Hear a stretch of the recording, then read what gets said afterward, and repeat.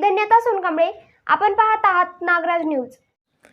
खरंच हे चित्र पाहिल्यास प्रवाशांच्या सेवेसाठी असलेली बस सोयीसाठी पण सतत निरंतर सेवेत असते. यामुळेच राज्य सरकारने ज्येष्ठ नागरिक व महिलांना अर्धे व मोफत बस प्रवास सुरू केले आहेत. धन्यवाद एकनाथ शिंदे व फडणवीस यांचे. नेमकं घडलंय काय? 29 नोव्हेंबर रोजी दुपारी निलंगा आगारातून नळेगाव जाणारी बस निघाली. यात दारू पिऊन तर्र असलेला एक तळीराम बसमध्ये बसतो, तोही चालकाच्या बाजूच्या सीटवर. आणि पुढं घडते काय पहा. सरकारला यासाठी निधी आहे, मात्र मुलांच्या शिक्षणासाठी मोफत बस प्रवास करायला निधी नाही.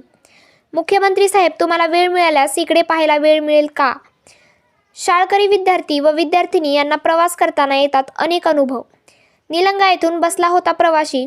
वाहकांनी व चालकांनी फेटाळली जबाबदारी. नशा न करता प्रवास करणाऱ्या वयोवृद्ध नागरिकांशी केली जाते गैरवर्तन.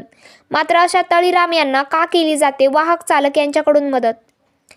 निलंगा आगाराचे कर्तव्यदक्ष आगार प्रमुख करतील का या वाहक चालक यांच्यावर कारवाई? नशिल्या प्रवाशाला समोर बसवून घेतले जाते. काही अनुचित प्रकार घडल्यास याला जबाबदार कोण? रिकाम्या सीटवर बसले असता वयोवृद्ध नागरिकाला दादागिरी करून सीटवरून उठवले जाते.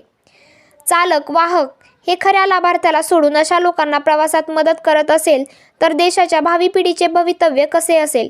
याबाबत आपण नक्की कमेंट करून आम्हाला कळवा. आपल्या प्रतिक्रिया व्हिडिओ स्वरूपात आल्यास आम्ही त्याला नक्की प्रसिद्धी देऊ.